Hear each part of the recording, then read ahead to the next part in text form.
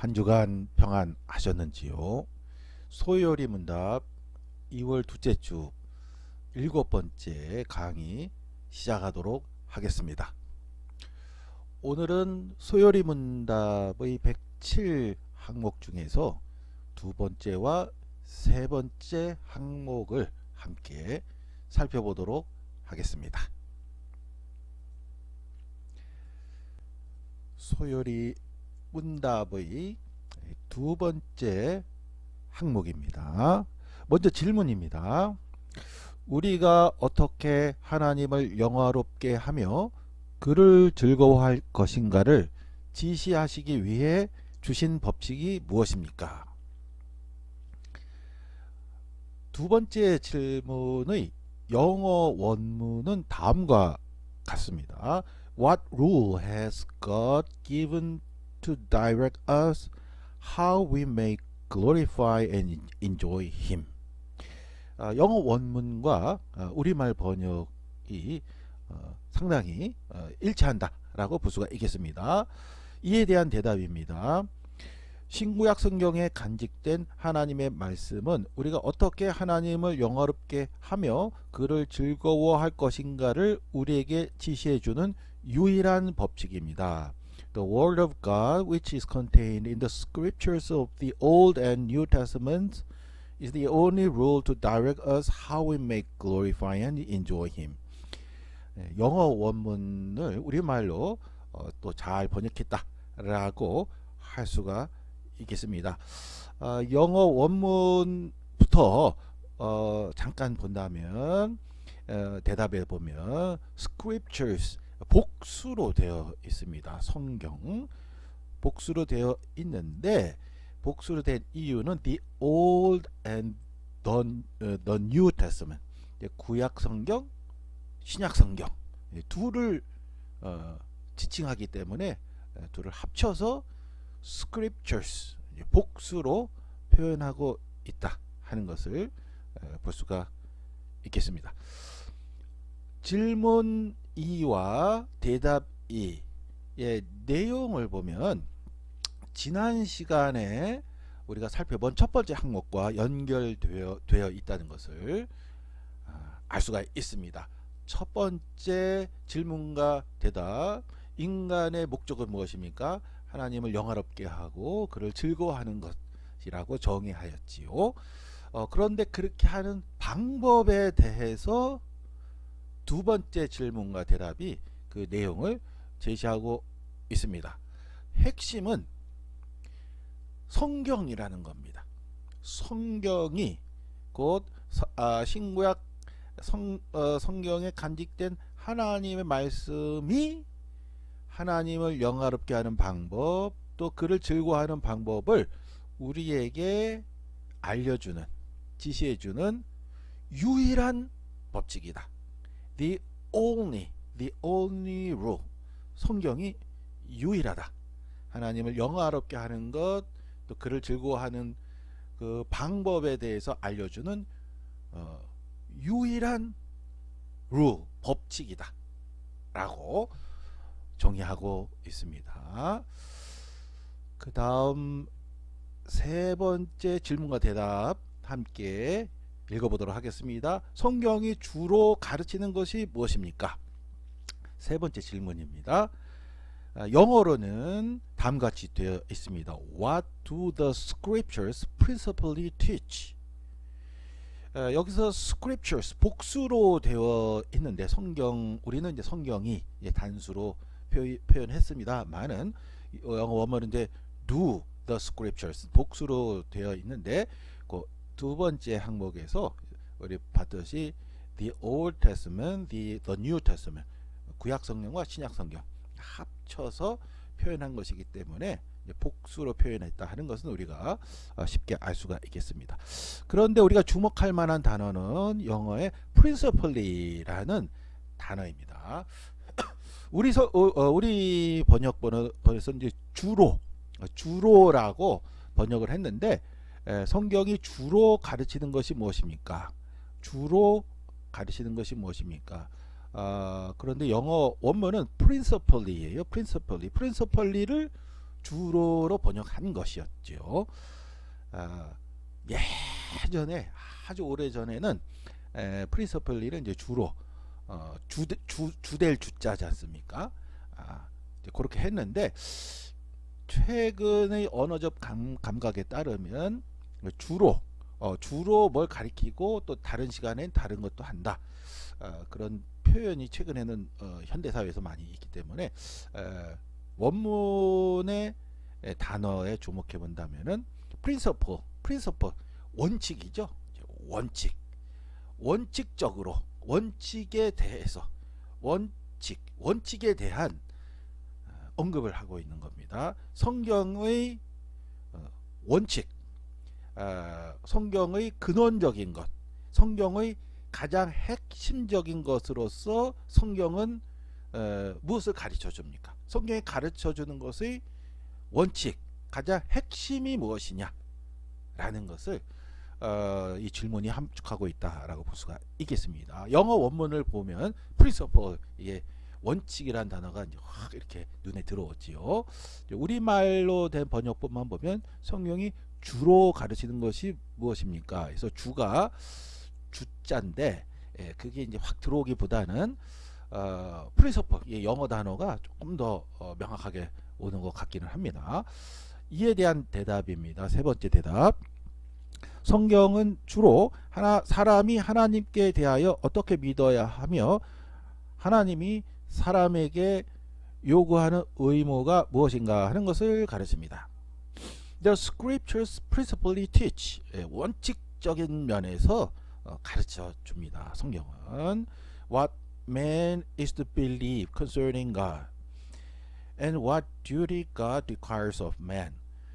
believe, 믿음에 대해서, duty, 의무, God requires, 하나님이 요구하시는 의무에 대해서.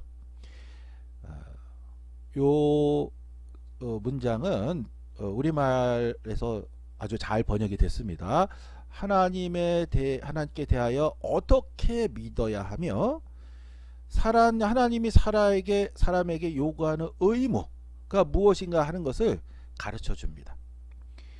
성경은 주로 여기서도 이제 principally, 원칙에 대한 것이죠. 핵심에 대한 것입니다. 그 성경의 핵심은 하나님을 믿는 것, 어떻게 하나님을 믿는가 하는 것, 또 하나님을 믿는 것에서 믿어야 할 바, 사람이 하나님께 대하여 믿어야 할 바가 나와 있고, 그것만 나와 있는 것이 아니라 하나님을 믿는 사람이 해야 할 의무에 대해서 우리들에게 가르쳐 주고 있다. 성경이 그렇게 내용이 되어 있다고 볼 수가 있겠습니다. 네, 이렇게 해서 두 번째와 세 번째 항목을 우리가 살펴보았습니다. 여기서 오늘은 두 번째와 세 번째 항목을 깊이 있게 공부하는 시간으로 가지려고 합니다. 두 번째와 세 번째 항목을 우리가 깊이 있게 이해하는 것이 필요하기 때문에 그렇죠. 그래서 두 번째와 세 번째 항목을 연관해서 우리에게 필요한 내용에 대해서 지금부터 설명을 해드리도록 하겠습니다.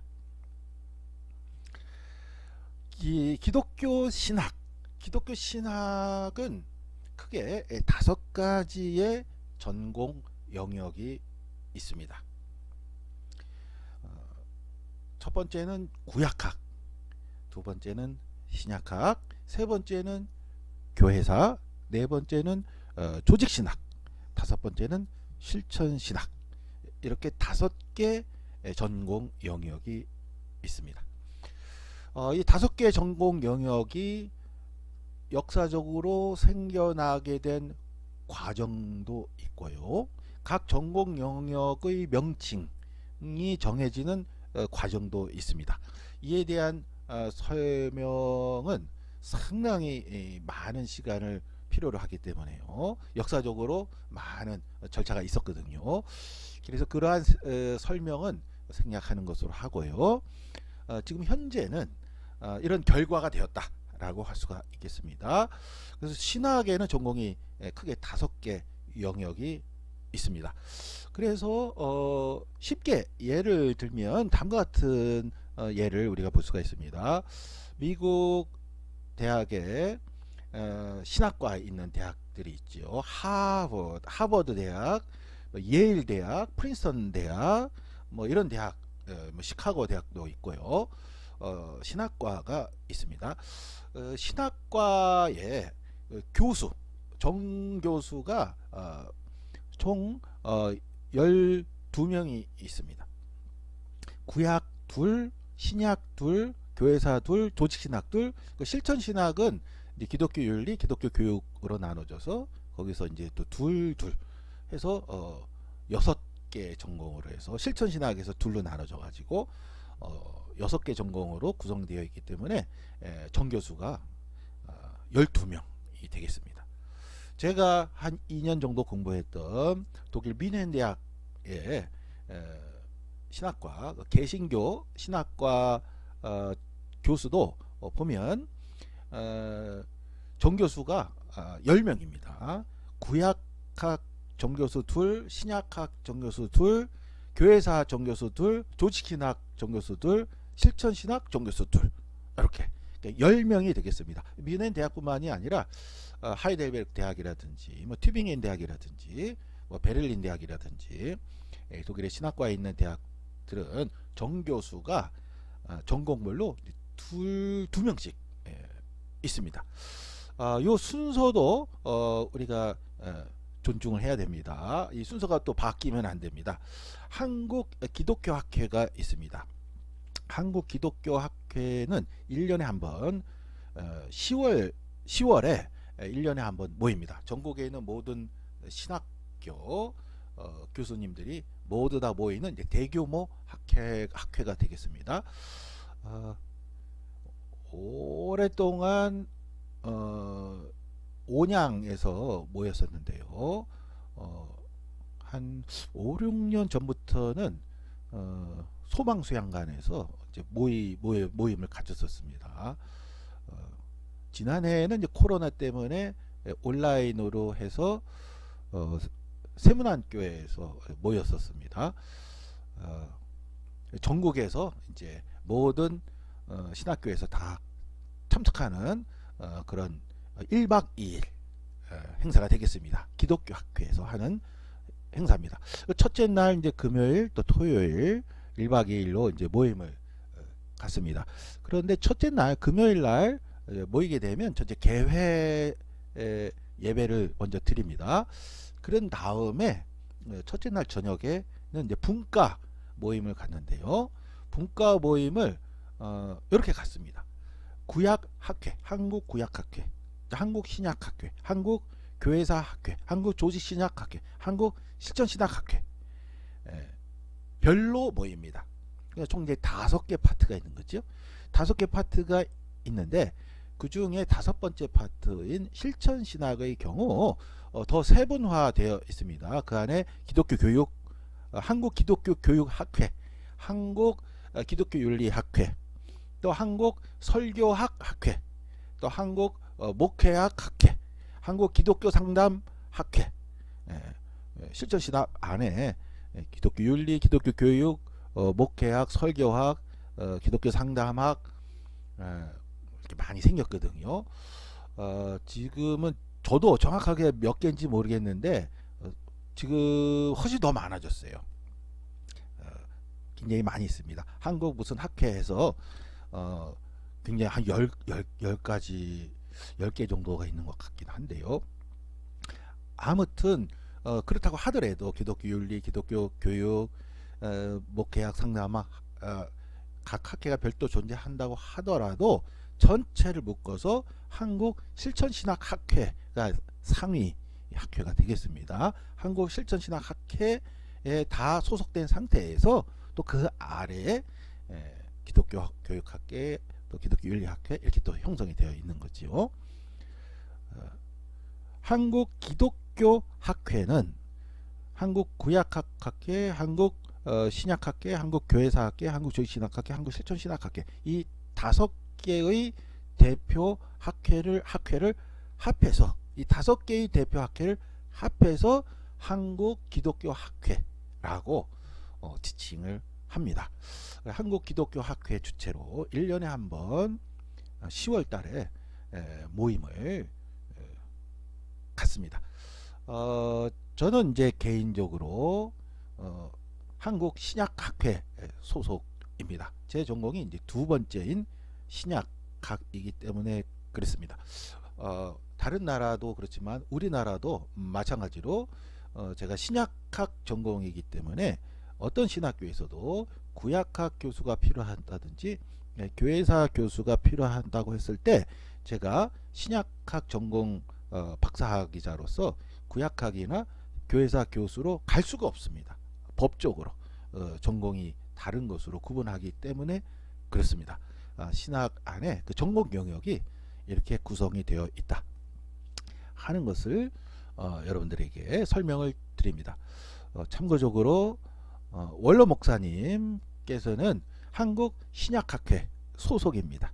한국 신약학회에서 원로이시고요. 한국 신약학회가 계속 유지되도록 계속해서 오래전부터 도움을 주신 원로이십니다. 한국 신약학회 소속이신 거지요.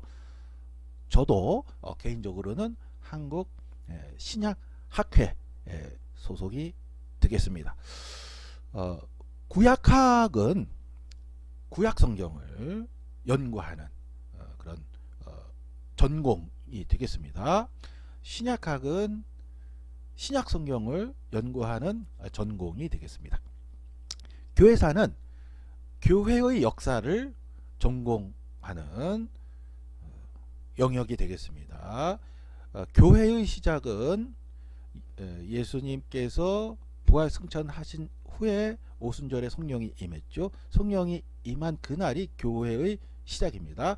그때서부터 현대에 이르기까지 2000년 역사 동안에 각 시대별, 각 지역별 교회의 역사를 연구하는 전공이 교회사 전공 영역이 되겠습니다. 네 번째 조직신학은 영어로는 Systematic Theology인데요. 이 전공의 명칭이 생긴 여러 가지 역사적 과정이 있었는데 그건 제가 생략을 했습니다. 아무튼 조직신학에서 다루는 전공 영역은 교리라고 할 수가 있습니다. 교리가 바로 이 조직신학 전공에서 다루는 조직신학의 전공 영역이다. 담당 분야다. 라고 할 수가 있겠습니다. 실천신학은 교회 및 우리 기독교 신앙생활의 실천적인 영역에서 발생하는 여러 가지 내용들을 연구하는 영역이 되겠습니다. 조금 전에 언급한 기독교 윤리, 기독교 교육, 설교학, 목회학, 기독교 상담 그 외에 또 여러 가지 전공들이 실적신학 안에 있습니다. 실천 세상이 급변하고 있기 때문에 그에 대응하기 위해서 실천신학 안에서 그 안에 세부 전공이 계속 생기고 있는 추세라고 할 수가 있습니다. 지금부터는 네 번째 신학 영역인 조직신학에 대해서 좀 더 구체적으로 설명해 드리겠습니다. 소요리 문답은 교리를 다루고 있는 내용이지요. 조직신학의 전공 영역에 속한 것입니다. 따라서 큰 틀이라고 할 수 있는 조직신학에 대해서 우리가 간략하게 이해하고 있다면 소요리 문답을 올 1년 동안 공부하는데 큰 도움이 될 것입니다. 기독교 조직신학에서 폭넓게 받아들여지는 교재가 있습니다. 이렇게 기독교 조직신학 1권부터 5권이 되겠습니다. 이 책은 김균진 교수가 연세대학교 신학과 교수였는데요. 김균진 교수가 1984년부터 20년에 걸쳐서 저술한 책이 되겠습니다. 장신대 총장을 역임한 김명령 교수님, 조직신학 전공입니다. 김명령 교수님 수업을 들어가 보면 김명령 교수님은 장신대 교수임에도 불구하고 연세대학교 교수로 섬기다가 은퇴를 한 김균진 교수의 이 책 기독교 조직신학 1권부터 5권을 칠판에 크게 씁니다. 김명령 장신대 총장이요. 첫날 첫 시간에 크게 쓰고 이 책을 보시오. 나는 이 책이 있기 때문에 나는 책을 안 썼습니다. 라고 이야기합니다. 장신대 조직신학 역시 조직신학 교수인 김도훈 교수도 마찬가지입니다. 그리고 장신대뿐만이 아니라 제가 알고 있기로 유석성 교수님 서울신대 총장을 역임한 것으로 저는 알고 있는데요. 유석성 교수님도 첫 수업에서 기독교 조직신학 1권부터 5권 판서를 한다고 합니다. 이 책을 꼭 보라고 한다고 합니다. 이렇게 각 신학교를 대표하는 인물들 뿐만이 아니라 80년대부터 지금까지 각 교단, 모든 교단 두루 널리 받아들여지고 있는, 폭넓게 인정되고 있는 대표 저서라고 할 수가 있겠습니다. 한국인으로서 한국인이 한국어로 처음부터 기독교 교리에 대해서 이렇게 자세하게 기술한 책은 유일무이하거든요. 그런데 그 내용적으로는 굉장히 훌륭한 내용이 잘 기술이 됐기 때문에 다른 학자들로부터 이렇게 폭넓게 인정받고 있다라고 할 수가 있겠습니다. 이 책의 기본 구조만 여러분들에게 간략하게 소개를 해드리겠습니다. 첫 번째, 기독교 조직신학 1권이 되겠습니다. 기독교 조직신학 1권의 차례 부분만 보도록 하겠습니다. 1부 기초신학의 제문제, 신학의 일반적인 내용에 대해서 기술하고 있습니다. 제2부 계시론, 제3부 성서론, 제4부 신론까지 기록이 되어 있습니다. 제1권에요. 1984년 출시됐습니다. 이번에는 제2권, 2권을 살펴보겠습니다. 2권의 차례 목차가 되겠습니다.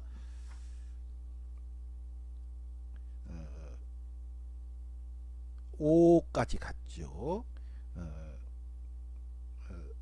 6부, 제6부 인간론, 제7부 그리스도론, 요 두 주제에 대해서 2권에서 다루고 있습니다. 인간론, 그 다음에 7번 기독론, 그 다음에 제8부, 제8부는 3권에서 다루고 있습니다. 성령론,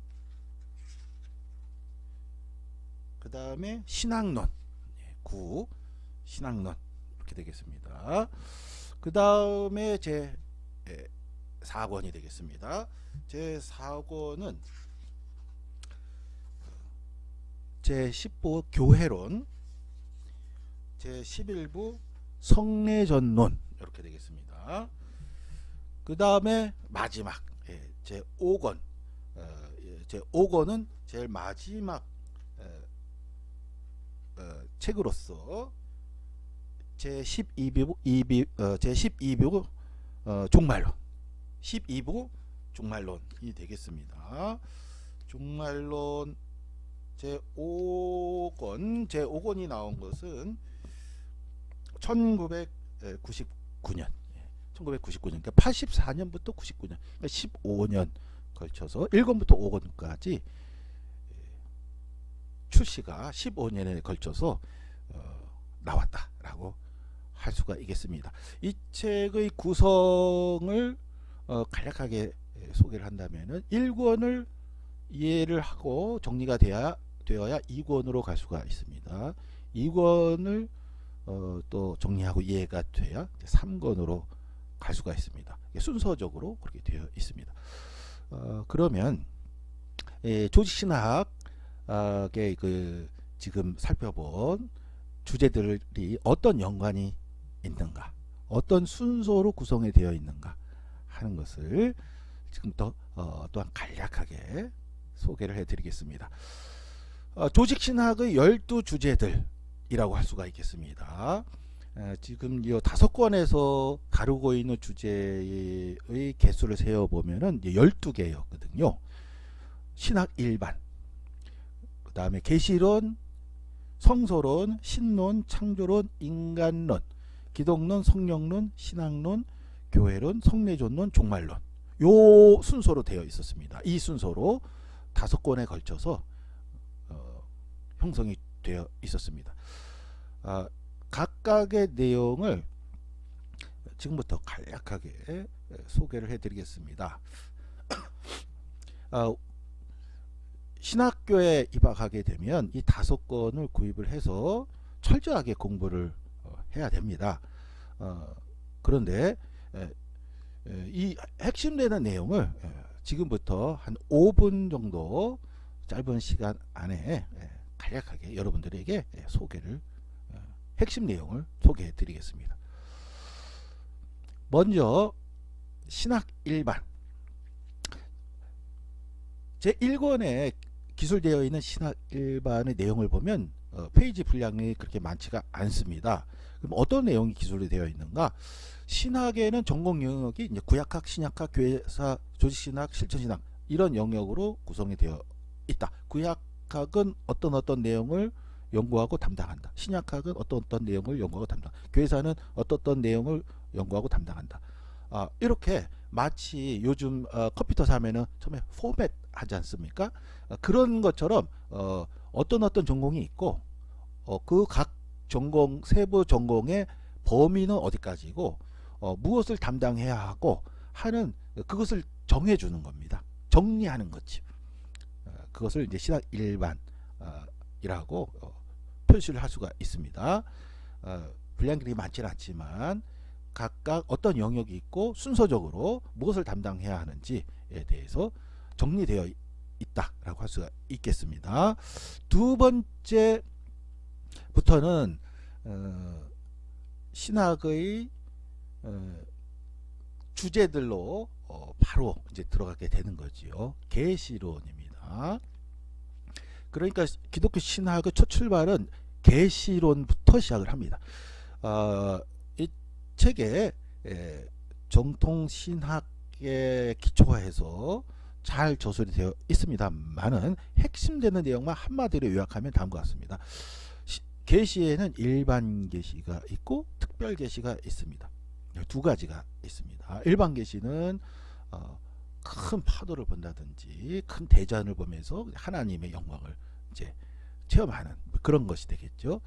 특별 계시는 성경입니다. 성경만 특별 계시입니다. 여기서 특별 계시와 일반 계시의 관계가 중요합니다.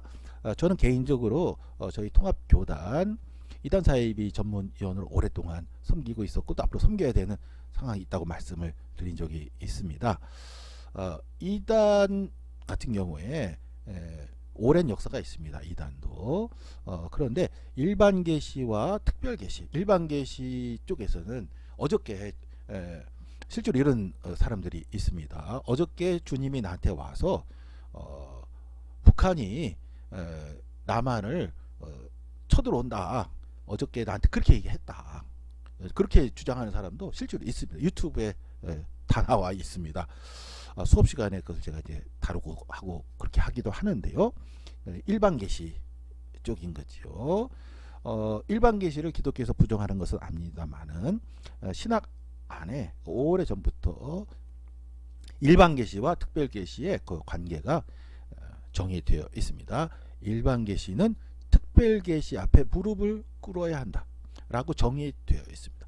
다른 표현으로는 일반 계시는 특별 계시의 빛 앞에서 그 빛을 잃어야 한다. 그런 정의가 있습니다. 일반 계시를 인정은 하지만은 특별 계시보다 우월해서는 안 됩니다. 끝까지 굽히지 않는다면 그건 기독교의 정의에서 벗어나기 때문에 기독교에서 나가야 하는 것이죠. 이단이 되는 것이죠. 이단으로 가는 것이죠. 특별 계시가 그만큼 중요하다 하는 것입니다. 특별 계시는 성서만 특별 계시입니다. 성경만 특별 계시인 것입니다. 성경은 그렇다면 조직신학에서는 어떻게 바라보고 있는가? 성경은 하나님의 말씀입니다. 인간의 말이 아닙니다. 하나님의 말씀. 하나님이 우리 인간에게 하나님의 구원 역사를 선포해 버리신 거예요. 하나님의 구원 역사를 알려주신 거예요. 인간이 만든 게 아닙니다. 하나님이 인간에게 그야말로 침투에 들어오신 거죠. 무한자가 유한자에게 성경을 통해서. 그것이 기독교 신학의 핵심이라고 할 수가 있습니다. 따라서 성경은 하나님이 우리 인간에게 하나님의 구원 계획을 일방적으로 말씀해 주신 거다. 일방적으로 말씀해 주신 거다 라고 할 수가 있겠습니다. 성경의 개념이 되겠습니다. 테스타멘트, 우리 소요리 문답 2번 3번 항목에서도 테스타멘트 용어가 나왔죠. 테스타멘트에 2000년 전에 신약 시대 때, 구약 시대 때 당시의 개념에 의하면은 이 테스타멘트는 왕이 선포할 수가 있는데요. 왕이 어느 한 다른 민족에게 침투해서 테스타멘트를 선포합니다. 그 테스타멘트는 유효합니다.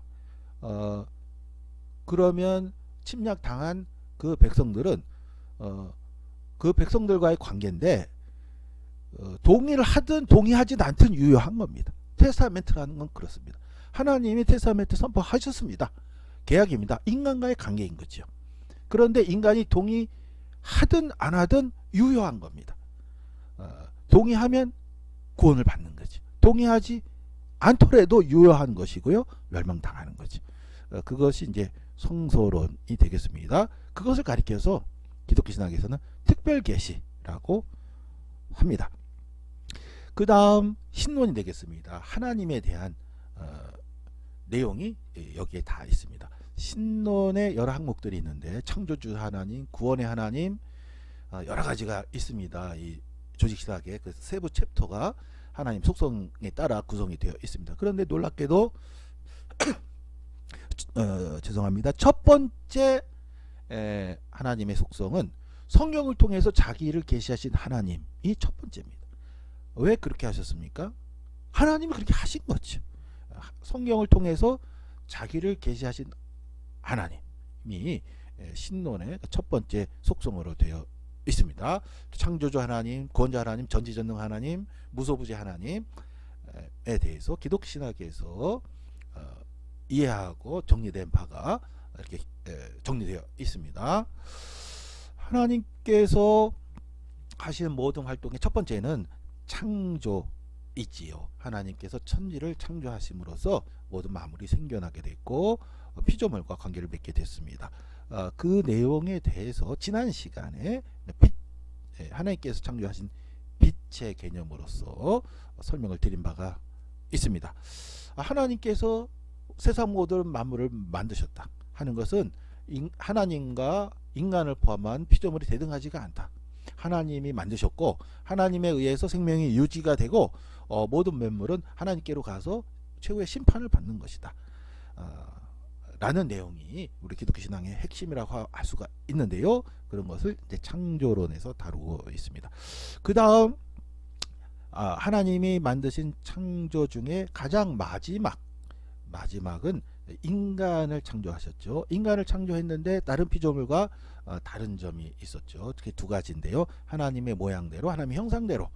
여기서 이마고하고 시밀리투도 히브리어 단어는 다르지만 종교 개혁자들에 의해서 큰 차이가 없는 것으로 이제 결론이 났습니다. 아무튼 하나님의 모양과 형상대로 우리 인간이 만들어졌다는 것이 다른 피조물과 다른 점이고요. 또 하나는 하나님께서 그 코에다가 생기를 불러 넣으셨죠. 인간에 대한 이해, 기독교적 인간 이해를 정리해 논 파트가 되겠습니다. 그런데 우리 인간이 죄를 지었습니다. 구원이 필요한 것이죠. 그래서 그리스도께서 오셨습니다. 기독론, 예수 그리스도에 대한 기독론이 일곱 번째 파트가 되겠습니다. 어떻게 보면 이제 전체 영역에서 가장 중심 파트라고 할 수가 있겠습니다. 예수님께서 그러나 부활 승천하시고 가셨죠. 다시 오시긴 하지만 일단 가셨습니다. 그런데 가시면서 성령을 우리에게 보내주셨습니다. 그래서 우리는 지금 신학적으로는 성령의 시대를 살아가고 있습니다. 성령에 대한 내용이 자세하게 기술이 되어 있습니다.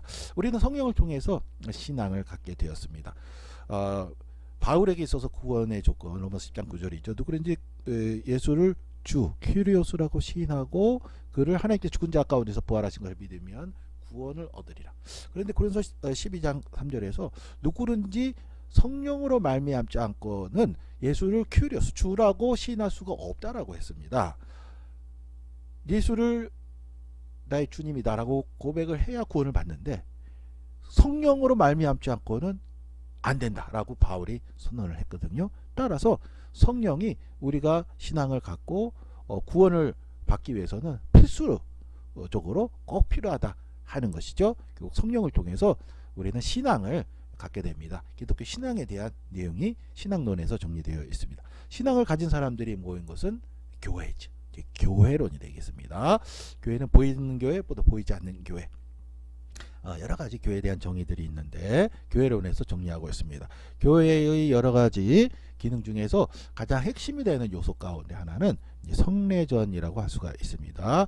세례와 성만찬으로 대표되는 성례전에 대해서 성례전론에서 잘 정리를 해놓고 있습니다. 그리고 마지막 종말론이 되겠습니다. 종말론은 마지막 제5권 가장 분량이 많은 파트가 되겠는데요. 종말론에서 다루고 있는데 크게 두 파트로 나눌 수가 있습니다. 역사 우주적 종말, 또 실존적 종말. 역사 우주적 종말은 주님께서 다시 오시는 종말을 향해서 우리 인류 역사가 하나님께서 이끄신 대로 가고 있다. 주님의 재림을 향해서 가고 있다. 우주적 역사적 종말에 대한 이해가 첫 번째 파트가 되겠고요. 두 번째 파트는 실존적 종말이 되겠습니다. 다른 말로 하면 우리 개인의 죽음이 되겠죠. 우리 개인의 죽음에 대해서 종말론적 관점으로서 마지막 파트에서 다루고 있습니다. 이렇게 해서 기독교 조직신학의 12주제가 1권부터 5권에 정리가 되어 있습니다. 이러한 관점에서 우리가 오늘 함께 공부한 질문과 대답 2항 또 제3항은 기독교 조직신학의 파트로 본다면은 성서론에 해당한다고 볼 수가 있습니다. 그러니까 성서론은 몇 번째였죠? 세 번째였죠. 계시론에 대해서는 다루고 있지 않고 성서론으로 바로 가서 이렇게 두 항목으로 간략하게 소개를 했다라고 할 수가 있겠습니다.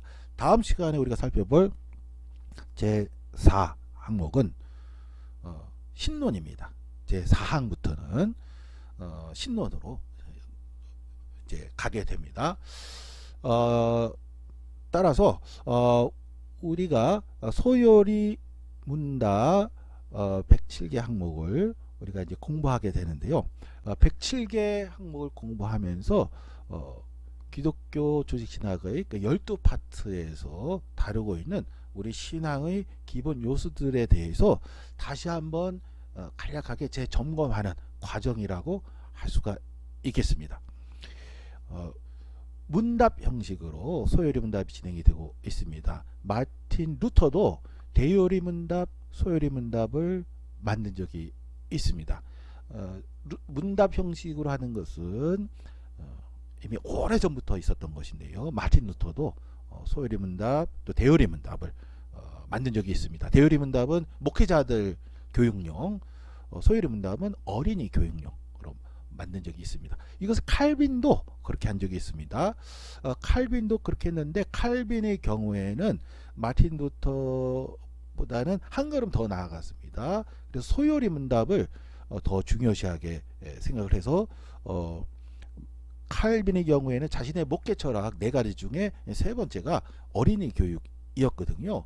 그래서 어린이 교육을 반드시 해야 된다 해서 철저하게 해야 된다 해서 어린이 교육용 소요리 문답을 만들었습니다. 한 가지 흥미로운 것은 칼빈의 경우 1년 과정으로 만들었습니다. 55개 항목으로 만들어서 52주 매주 하게끔 했고요.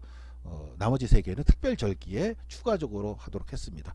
그래서 1년 동안 어린이 교육을 매년마다 반복해서 하도록 했던 것이 특징이라고 하겠습니다.